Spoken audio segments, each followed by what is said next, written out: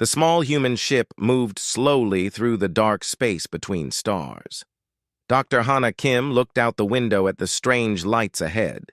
She had been studying alien life for 10 years, but she had never seen anything like this before. "Are you getting readings on this?" she asked Taemin Park, who was flying the ship. His hands moved over the controls as numbers flashed on his screen. "Yes, but they don't make sense," Taemin said. "The energy coming from that thing is huge, much bigger than anything we've ever recorded." Bo-Ra Lee looked up from her workstation. She was the ship's engineer and knew more about power systems than anyone else on the crew.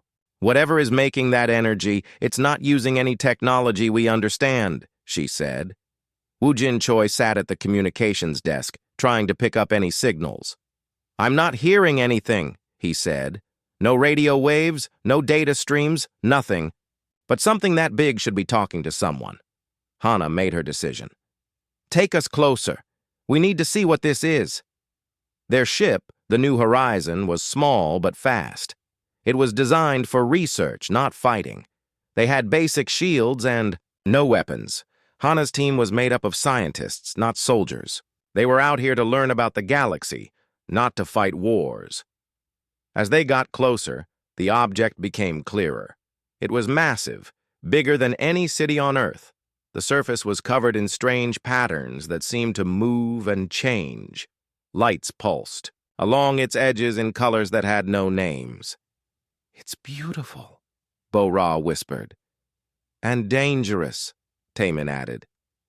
"My instruments are going crazy. Whatever technology they're using, it's far beyond ours."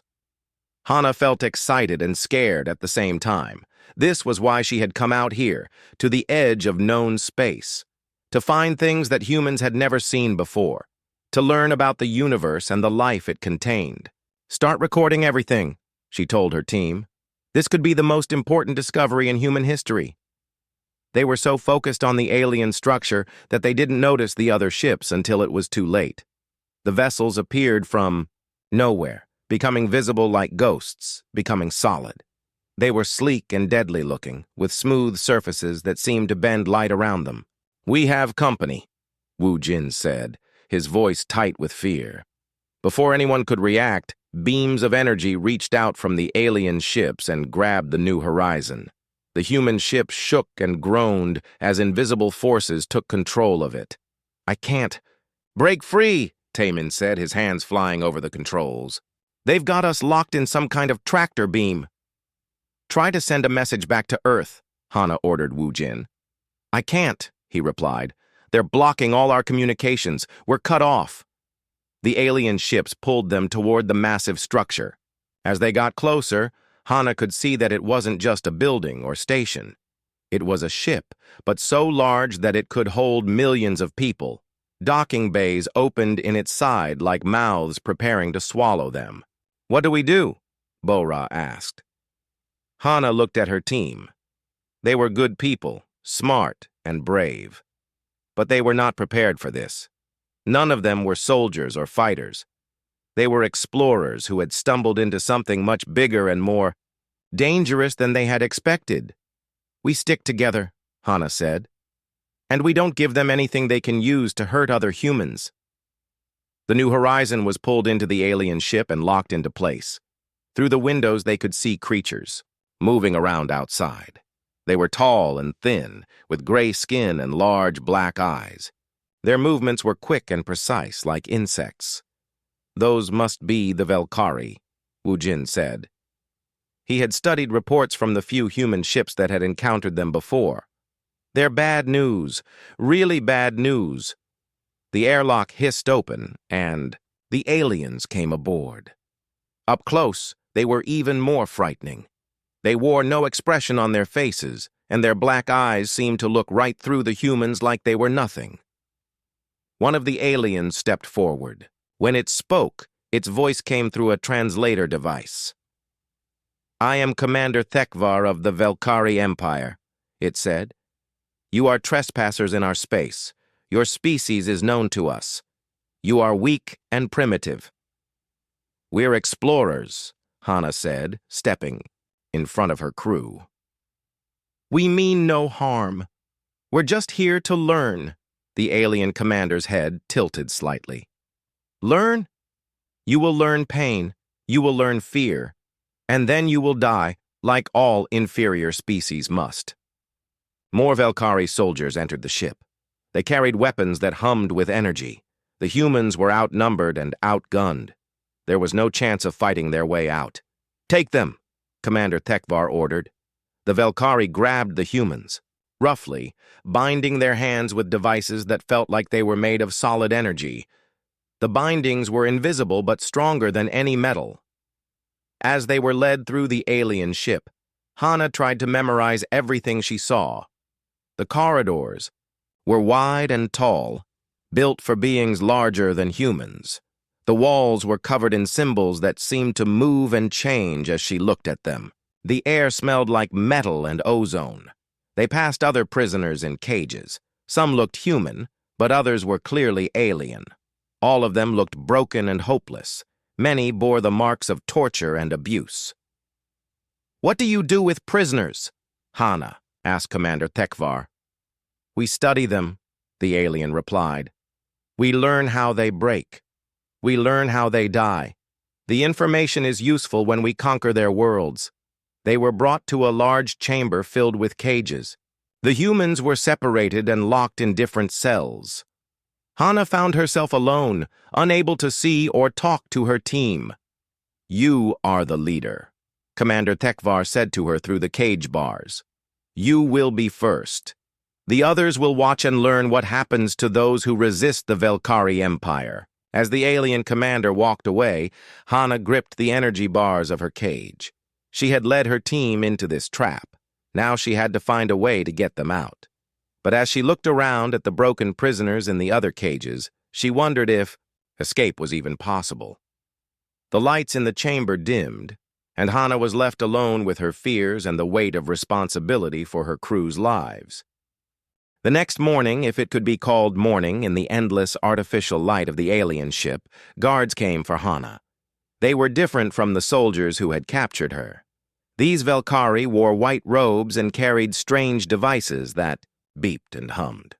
"Come," one of them said through its translator. "Inquisitor Velneth is ready for you." Hana was led through more corridors to a room that made her stomach turn. The walls were lined with devices she didn't recognize, but their purpose was clear from the dried stains on the metal surfaces. This was a torture chamber, designed to cause pain in ways humans had never imagined. At the center of the room stood a tall Velkari with scars covering its gray skin. Unlike the others, this one seemed to enjoy the fear it caused. Its black eyes studied Hana like she was an interesting bug.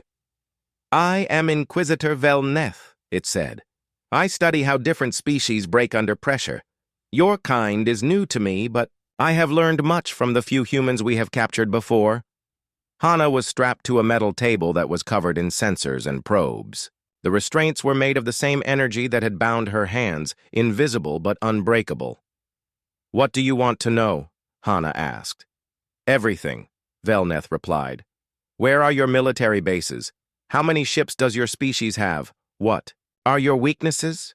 How do you reproduce? What kills you fastest?" "I'm a scientist, not a soldier," Hana said. "I don't know military secrets." The Inquisitor made a sound that might have been laughter. "Every species says this at first, but pain has a way of unlocking hidden memories. The first device looked like a helmet made of metal spikes. When Velneth placed it on Hana's head, needles of fire shot through her brain.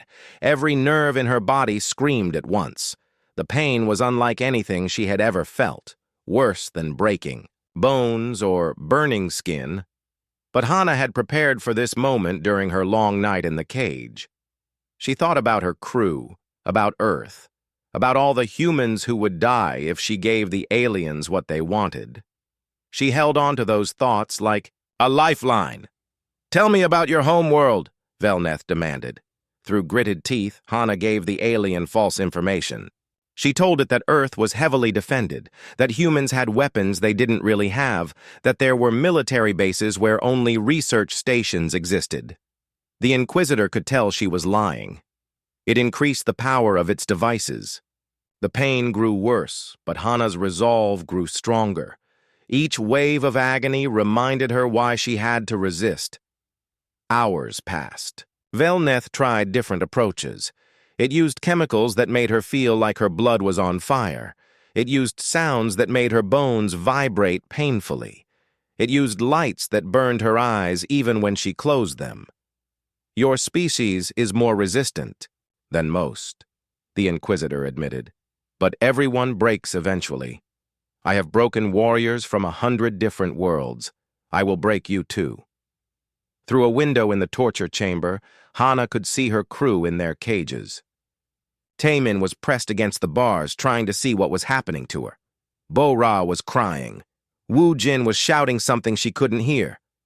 "Let them go," Hana gasped. "They don't know anything useful. I'm the leader. I'm the one you want." "Oh, I will question them too," Velneth said. "But you are right. You are the most interesting. Your brain patterns are unusual for your species.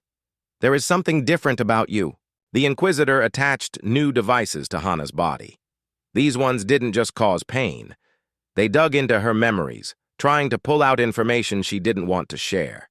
She felt the alien presence in her mind like dirty fingers going through her thoughts. She saw flashes of her childhood, her family, her training as a scientist. The alien was looking for weak spots, things it could use against her. But every time it found a painful memory, Hana turned it into strength. Her mother's death from cancer reminded her that some kinds of pain were worth enduring. Her struggles in school reminded her that she had never given up before. "Fascinating," Velneth murmured. "Your species uses emotional pain to resist physical pain. This is a rare trait. Most beings become weaker when they remember suffering." As the hours passed, other Velkari came to watch. They spoke to each other in their own language, pointing at the readings on their instruments. Hana could tell they were surprised by something. "Commander Thekvar wants to know why this is taking so long," one of them said to Velneth. "Tell the commander that humans are more complex than expected," the Inquisitor replied. "But I will have the information he wants. I always do." The torture continued through what felt like days but might have been hours. Time had no meaning in the constant artificial light. Hana's body was pushed to its limits, but her mind remained focused on protecting her people. During brief breaks, when Velneth stepped away to check its instruments, Hana tried to understand the alien technology around her. The devices that caused her pain also seemed to be studying her, collecting data about human biology and psychology. She noticed that some of the readings were not what the aliens expected. Whatever they thought they knew about humans was wrong. The torture devices were designed for other species, and they weren't working the same way on human physiology. "Your pain tolerance is remarkable," Velneth said when it returned. "But I have something new to try. This device was created specifically for species that resist mental intrusion." The new machine looked like a spider made of metal and energy. When it touched Hana's forehead, she felt her consciousness being pulled apart. The alien was no longer just reading her thoughts. It was trying to rewrite them. But something unexpected happened. Instead of breaking under this ultimate violation, Hana's mind seemed to adapt. The foreign presence in her thoughts became familiar. She began to understand how the alien technology worked, how it connected to her brain, how it read and manipulated neural patterns. "Impossible," Velneth whispered, staring at its instruments. "The neural feedback is reversing. She's not just resisting the probe. She's learning from it." For the first time since her capture, Hana smiled. The aliens had made a mistake. In trying to break her mind, they had connected her to their technology, and now she was beginning to understand it. The Inquisitor quickly disconnected the device, but it was too late. Something had changed in Hana's brain. She could feel it like a new sense awakening. "Take her back to the cage," Velneth ordered, its guards. "I need to study these readings." As Hana was dragged away, she caught sight of her crew. Tai-Min looked relieved to see her still alive. But there was something else in his eyes now. Hope. He had seen her smile, and he knew that somehow their situation had changed. Hana had been back in her cage for only a few hours when the guards came again. This time there were more of them, and they carried heavier restraints. Commander Thekvar walked with them, his dark eyes fixed on her with something that might have been respect. "Inquisitor Velneth says you are special," the commander said, "that your mind works differently than other humans. This interests me." "I told you, I don't know military secrets," Hana replied, though she knew it wouldn't matter. "Perhaps, but you know something more valuable. You know how humans think, how they resist, how they find hope in hopeless situations." Thekvar moved closer to the cage. "My species has conquered 47 worlds. On each one we found the breaking point, the moment when a species stops fighting and accepts death. But humans are difficult." As they dragged her back to the torture chamber, Hana saw that it had been changed. New devices had been brought in, machines she hadn't seen before. Some of them were still warm, as if they had been used recently on other prisoners.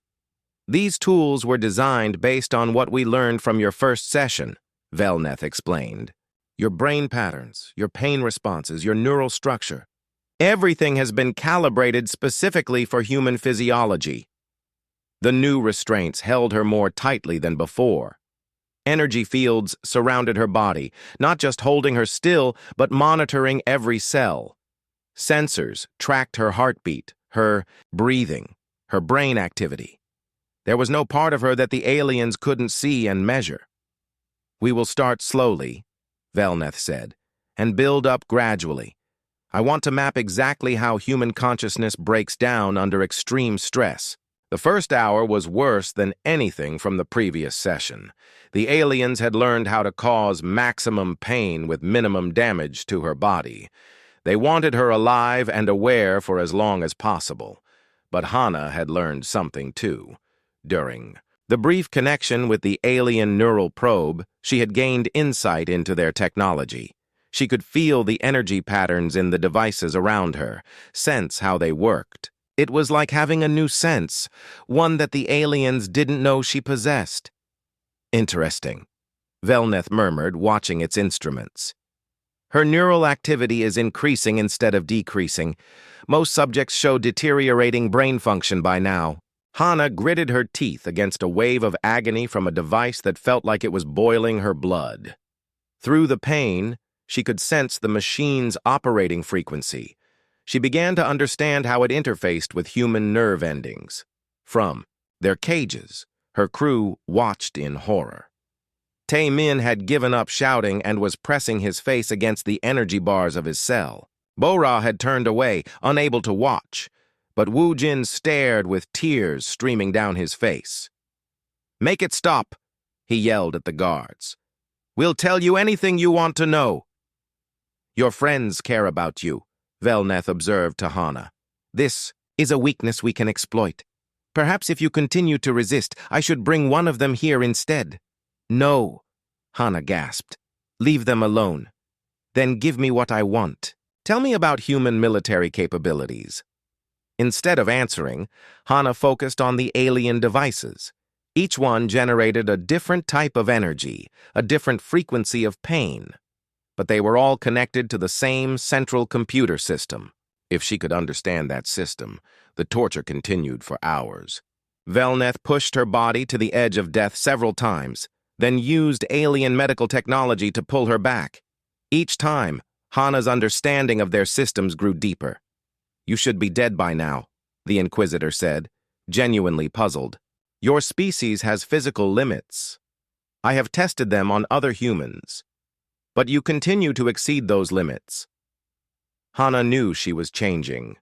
The connection with the alien neural probe had done something to her brain, activated something that had been dormant. She could feel her consciousness expanding, adapting to interface with technologies that should have been impossible for humans to understand. Tell me about Earth's defenses, Velneth demanded, increasing the power of its devices. Through waves of unbearable pain, Hana managed to speak. Earth is stronger than you think. Humans are stronger than you think. Prove it. Show me this strength. The final phase began. Velneth activated every torture device at once, flooding Hana's body with more pain than any living creature should. Be able to survive. Her heart stopped 3 times, and each time the aliens revived her to continue. But something else was happening. As her body approached death, the changes in her brain accelerated. The alien technology that was meant to break her was instead connecting her more deeply to their systems. She could feel the entire ship around her, sense its power flows and data streams. Impossible readings, one of the technicians reported. Her neural activity is off the charts. The interface feedback is increasing exponentially. Shut it down, Thekvar ordered. I can't, Velneth replied. The system won't respond. It's like she's controlling it somehow. For 37 minutes, Hana existed in a state between life and death. Her body failed completely, but her consciousness remained connected to the alien ship's computer systems. She could see everything. The location of every human prisoner, the ship's weaknesses, the alien fleet positions, their plans for attacking Earth. At 1542 ship time, the medical sensors registered her death. Her heart had stopped. Her brain showed no activity. Her body temperature was dropping. By every measure the aliens understood, she was gone. Finally, Velneth said, though it sounded almost disappointed. Remove the body, prepare the next subject. But the alien technicians were staring at their instruments in confusion. Sir, the neural interface is still active. The system is still receiving signals. That's impossible. Check your equipment. In her cage, Tae-min watched his captain's lifeless body with tears in his eyes. Bo-Ra was sobbing openly. Woo-jin had collapsed against the bars of his cell. The Velkari began to disconnect their devices from Hana's corpse. They planned to study her body to understand how humans had resisted their torture methods for so long. But as they worked, energy readings throughout the ship began to fluctuate. Commander, a technician called out, we're getting power surges in multiple systems. Something's interfering with our controls. Thekvar looked at the readings, then at Hana's body. Get me a full scan of the human. Check for any biological activity. For 37 minutes, Hana's body lay still on the torture table.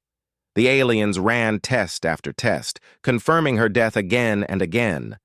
But deep in the ship's computer systems, something moved, something learned, something waited. At 16:19, ship time, exactly 37 minutes after her confirmed death, Hana Kim opened her eyes. The change was immediate and visible. Her eyes now held flecks of the same energy that powered the alien ship. When she breathed, the air around her shimmered. The torture devices that had killed her now hummed in harmony with her heartbeat. Alert the commander, Velneth whispered, backing away from the table. We have a problem. Hana sat up slowly, the restraints that had held her falling away like paper. She looked at her hands and saw energy flowing beneath her skin.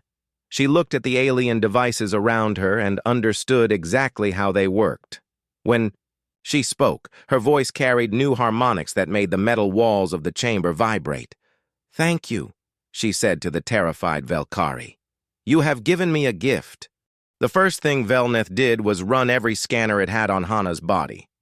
The results made no sense according to everything the Velkari knew about biology and physics. She should be dead, the Inquisitor muttered, staring at the readings. Every cell in her body stopped functioning. But now she's more alive than before. Hana stood up from the torture table, and the metal beneath her feet began to glow with the same energy that flowed through her veins.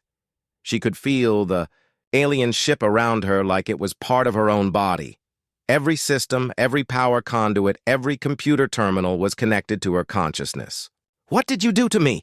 She asked, but she already knew the answer. The neural probe that had tried to break her mind had instead connected her to something much larger. "Guards!"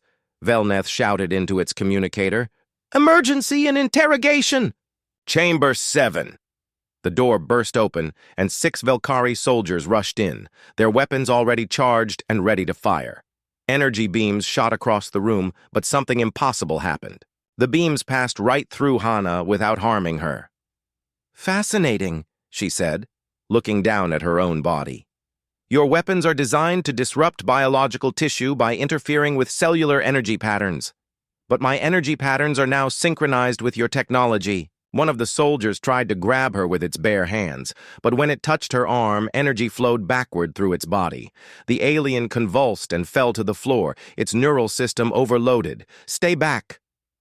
Thekvar's voice came through. The communication system. He was watching through security cameras from the bridge. "Don't touch her!" Hana walked toward the chamber's exit, and the door opened for her before she reached it. The ship's computer systems were responding to her thoughts, recognizing her as somehow authorized to access them. "How is this possible?" Velneth demanded, following at a safe distance. "Your species has conquered many worlds," Hana replied, not turning around. "But you never learned the most important thing about intelligent life. It adapts, it evolves, it finds ways to survive that you never expected." As she moved through the ship's corridors, every system she passed began to function differently. Lights that had been harsh and cold became warm and bright. Air recyclers that had maintained the Velkari's preferred atmosphere shifted to produce air more suitable for humans. Computer terminals that had been locked to alien biometrics suddenly opened themselves to her touch. "She's taking control of the ship," a technician reported to Commander Thekvar. "All systems are responding to her presence. We're losing command, authority throughout the vessel." From their cages, Hana's crew watched in amazement as their captain approached. But she looked different now. The energy flowing through her skin was visible, creating patterns like glowing veins. Her eyes reflected the ship's lights in ways that human eyes shouldn't. "Hana?" Taemin called out uncertainly. "It's still me," she assured him, though she wasn't entirely sure that was true. She could feel her consciousness spreading through the alien ship's computer network. Part of her was still human, but another part was something new. She touched the energy bars of Taemin's cage, and they simply dissolved. The restraint systems had been built to hold prisoners whose biology was different from hers, but now she understood the energy patterns that created the barriers, and she could unmake them as easily as the aliens had made them. "How are you doing this?" Bo-Ra asked as her own cage opened.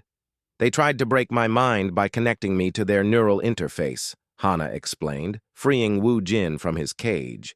"But human brains are more adaptable than they realized. Instead of breaking, I integrated with their system. More guards were arriving, but their weapons were useless. Energy beams, physical restraints, neural disruptors. Nothing worked against someone whose body had become synchronized with the technology that powered them." "We need to leave," Wu Jin said. "Even if you can protect us, there are thousands of them on this ship." "We're not leaving," Hana replied. "Not yet. There are others here who need our help." She led her crew deeper into the ship toward the sections, where other prisoners were held. As they walked, she placed her hand on each of her team members' shoulders. When she did, some of her new abilities transferred to them. Taemin gasped as he suddenly felt stronger and faster than he had ever been. Bo-Ra's eyes widened as she began to understand the alien engineering around them. Wu Jin found that he could hear the ship's communication signals directly in his mind. "What's happening to us?" Taemin asked. "Evolution," Hana answered. "The same process that changed me is now changing you. But it's happening faster because I'm here to guide it." They reached the main prison section, where hundreds of beings from dozens of different species were held in cages. Many were human colonists who had been captured from frontier worlds. Others were aliens whose planets had been conquered by the Velkari Empire. "Can you free them all?" Bo-Ra asked. Hana nodded and placed her hand on the main control panel for the prison section. Energy flowed from her body into the ship's systems, and every cage door opened at once. The freed prisoners stumbled out in confusion and fear. Many were too weak from torture and starvation to understand what was happening. But as Hana moved among them, touching each one briefly, they began to change. The humans among the prisoners developed abilities similar to what her crew had gained. They became stronger, faster, more resilient. But the alien prisoners experienced something different. They became immune to Velkari control methods, their minds protected from neural manipulation. "You're creating an army," Velneth observed. The Inquisitor had been following them at a distance, studying what was happening with scientific fascination despite the danger. "No," Hana corrected. "I'm giving everyone the tools they need to free themselves." On the ship's bridge, Commander Tekvar was receiving reports from all over the vessel. The human woman and her growing group of followers were moving through the ship like a force of nature. Every Velkari defense system was failing. "Send a message to the fleet," he ordered. "Tell them we have a containment breach. This ship may be lost." But when the communications officer tried to send the message, the systems wouldn't respond. The ship's computer was no longer taking orders from its Velkari crew. "Sir, she's in our computer core now," the technician reported. "She's downloading everything. Fleet positions, military plans, the locations of all conquered worlds. Through the ship's internal sensors, they could watch Hana standing in the center of the computer core, her hands pressed against the main processing unit. Streams of data flowed around her like visible rivers of light. She was learning everything the Velkari knew. Every world they had conquered, every species they had enslaved, every weakness in their empire. The knowledge flowed into her mind at speeds that should have been impossible for any biological brain to process. "We need to destroy the ship," one of the officers suggested. "If she escapes with that information, she won't need to escape." Tekvar realized with growing horror. "Look at the readings. She's not just accessing our computers. She's connecting to our communication networks. She's preparing to broadcast something to the entire empire." Throughout the galaxy, on every Velkari ship and station, communication systems began to activate without authorization. A signal was building, one that would soon reach every corner of their empire. In the computer core, Hana smiled as she felt her consciousness expand beyond the single ship to touch the vast network that connected Velkari civilization. She had died as a human scientist, but she had been reborn as something much more powerful. It was time to let the galaxy know that humanity would no longer be victims. With the ship's computer systems under her control, Hana began to understand the true size of the Velkari Empire. Through their communication networks, she could see thousands of ships spread across hundreds of star systems. Each one was a prison, carrying slaves and captives from conquered worlds. "There are so many," she whispered, feeling the pain of millions of beings held in Velkari captivity. Her crew stood with her in the computer core, watching as streams of data flowed around them like glowing rivers. Through their new connection to her abilities, they could sense some of what she was experiencing. "Can you reach them all?" Taman asked. "I don't know," Hana admitted, "but I have to try." She deepened her connection to the Velkari network, sending her consciousness along the data streams that linked their ships. It was dangerous. If the aliens detected what she was doing, they could try to trap her mind in their systems. But she had to take the risk. On the bridge of the ship, Commander Tekvar watched his instruments with growing alarm. Every system was being accessed by the human, and there was nothing his crew could do to stop her. "She's infiltrating the fleet. Network," his communications officer reported. "Her signal is spreading to other ships. Can we cut the connection?" "No, sir. She's using our own security protocols against us. The system thinks she's an authorized user." Through their security cameras, they could see what was happening in the prison sections. The freed captives were not just escaping, they were learning. Each person that the human woman touched gained new abilities, new understanding of Velkari technology.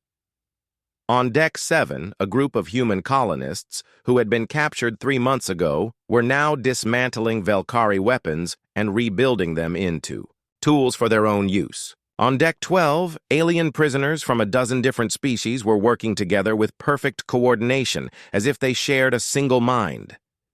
"It's like she's creating a network," Velneth observed, still following the group with scientific fascination. "Each person she touches becomes a node in a larger system." The Inquisitor was right. As Hana's abilities spread to more prisoners, they began to share knowledge and skills instantaneously.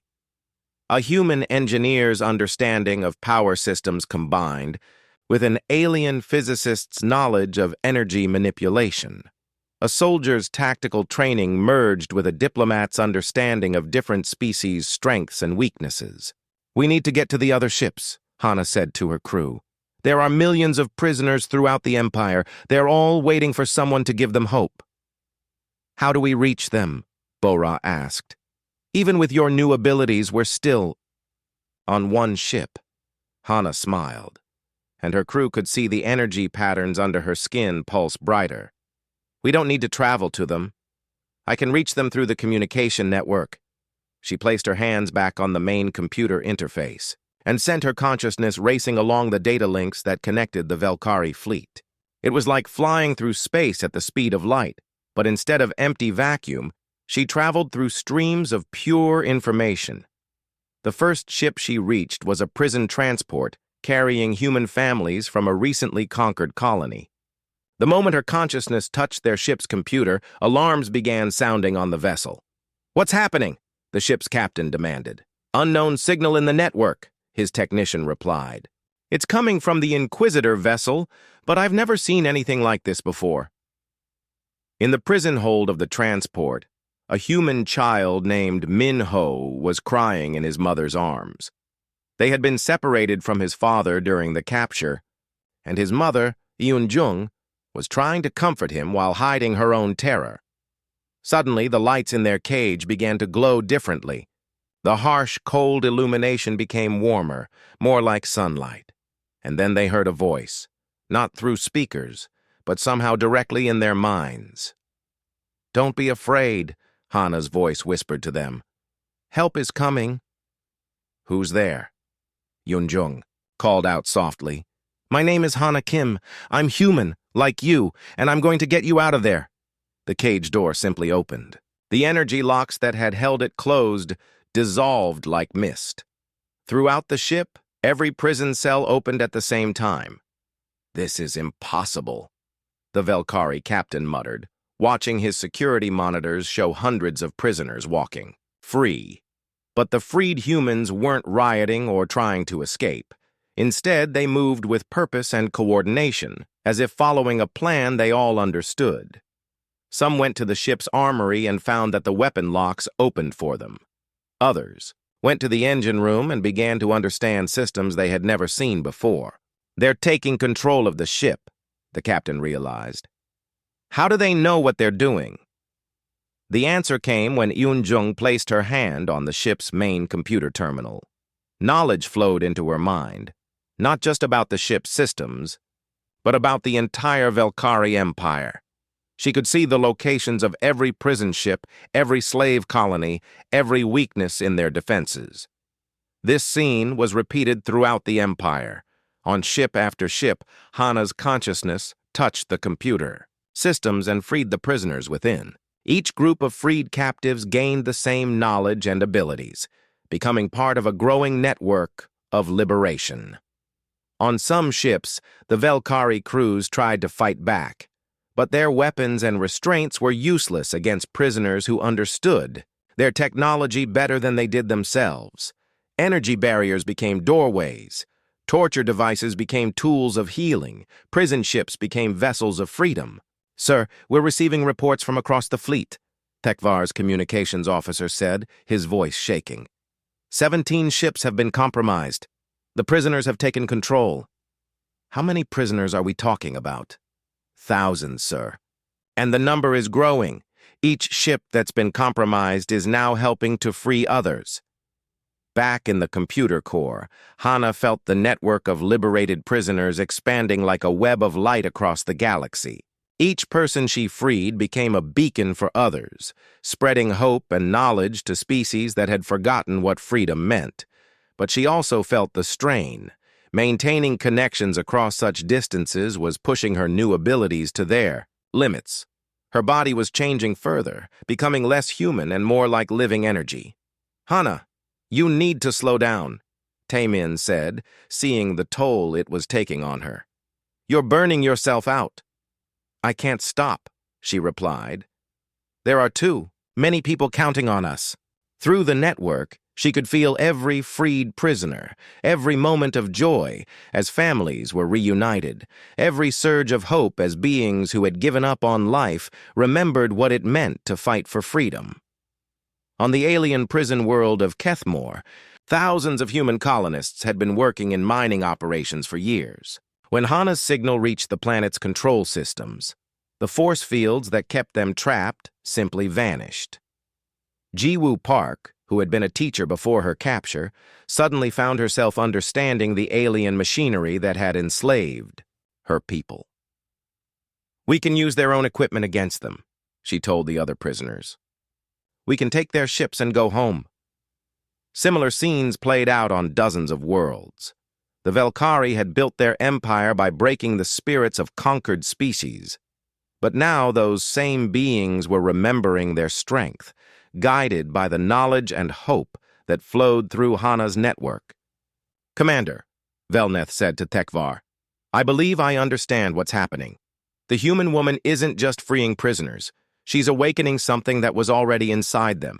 The capacity for evolution, for adaptation, for resistance. Can we stop her?" The Inquisitor looked at the readings from across the Empire. On every screen, the same story was repeating. Prison ships taken by their own captives. Slave worlds rising in rebellion. The carefully ordered structure of Velkari control falling apart. "No," Velneth said quietly. "I don't think we can." The transformation was complete. Hana no longer looked entirely human. Energy flowed through her body like luminous blood, and her eyes held the light of stars. She had become something new, a bridge between human consciousness and alien technology. Standing in the computer core of the Velkari ship, she prepared to send a message that would reach every corner of their empire. Her crew stood with her, no longer fully human themselves, but still recognizably the people she had worked with and cared for. "Are you ready?" she asked them. Taemin nodded. Through their shared connection, he could feel the thoughts and hopes of thousands of freed prisoners across the galaxy. "They're all waiting to hear from you." Hana placed her hands on the main communication array and opened a channel to every Velkari ship, station, and planet in the Empire. Her consciousness spread through their networks like wildfire, carrying her voice to beings who had never hoped to hear words of freedom. "People of the galaxy," she began, her voice reaching prison ships, slave colonies, and the home worlds of conquered species. "My name is Hana Kim. I am human. And I am here to tell you that your suffering is ending today." On the bridge of the ship, Commander Tekvar listened to the broadcast with a mixture of fear and fascination. Every attempt to cut the communication failed. She had complete control of their systems now. "For too long, the Velkari Empire has spread across the stars like a disease," Hana continued. "They have conquered worlds, enslaved species, and broken the spirits of billions of innocent beings. They believe that might made right, that advanced technology gave them the authority to destroy anyone weaker than themselves. Throughout the Empire, prisoners and slaves stopped their work to listen. On mining worlds, in factory ships, in research, facilities where beings were experimented on like laboratory animals. Everyone heard her words. But today, you have seen something that the Velkari never expected. You have seen that the oppressed can become the liberators. That those who are tortured can emerge stronger than their torturers. That life finds ways to adapt and survive that no tyrant can predict or control. On the prison world of Veltar, human colonist Dong-hyun Kim stood with hundreds of his fellow prisoners as the force fields that had contained them for 2 years simply vanished. Through Hana's network, he understood how to operate the alien transport ships that had brought them there. "We're going home," he told the others. And they knew it was true.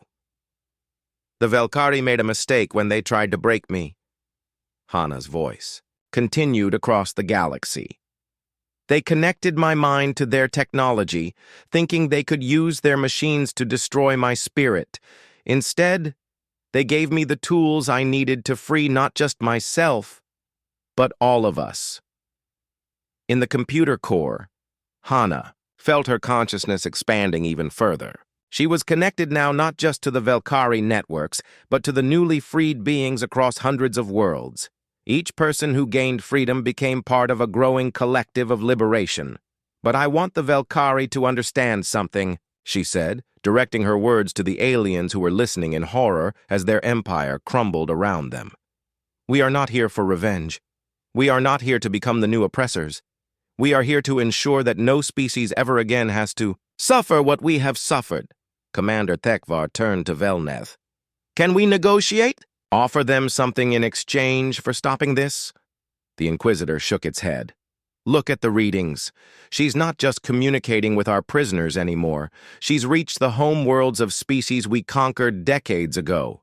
They're all rising up at once." It was true.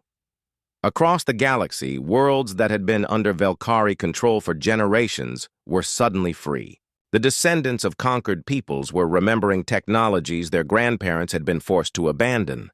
Ships that had been grounded for decades were taking to space again. "Every being deserves the right to live freely," Hana continued. "Every species deserves the chance to grow and develop without fear of conquest or enslavement. And every tyrant needs to learn that oppression creates its own defeat." On Earth, the few humans who had remained on the home world received Hana's signal through communication satellites that hadn't been used in years. Dr. Young-Soo Lee, who had been Hana's mentor at the university, watched in amazement as his instruments picked up transmissions from across the galaxy. "She did it," he whispered to his research team. Somehow she actually did it. But the most important part of Hana's message was yet to come. She opened her consciousness fully, connecting not just to the technology around her, but to every liberated and being in the network she had created. "From this moment forward," she declared, "the galaxy will be different. Not because we have defeated the Velkari through force, but because we have shown that cooperation is stronger than conquest. That sharing knowledge makes everyone stronger. That protecting the weak creates strength that no weapon can match." The change was visible across space. Ships that had been prison transports were being converted into rescue vessels. Worlds that had been slave colonies were becoming havens for refugees from other parts of the Empire. Species that had been enemies under Velkari rule were working together to build something better. "To the Velkari, I say this," Hana's voice carried across their home worlds and military bases. "Your empire is ending, but your people don't have to end with it. You can choose to join us in building a galaxy where all species can thrive, or you can continue to fight for a system that has already failed." Many Velkari were indeed choosing. On ship after ship, alien crew members were laying down their weapons and asking to speak with the liberated prisoners. Some genuinely wanted to help repair the damage their empire had caused, but others, like Commander Thekvar, were not ready to give up their power.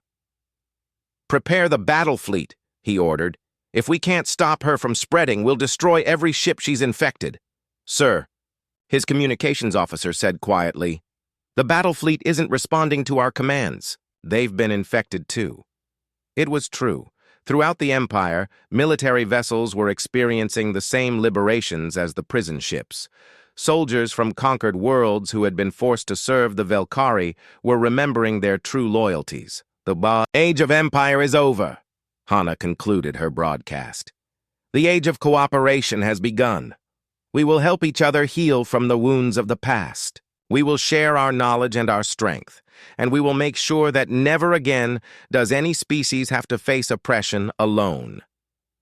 As her words faded from the communication networks, the real work began.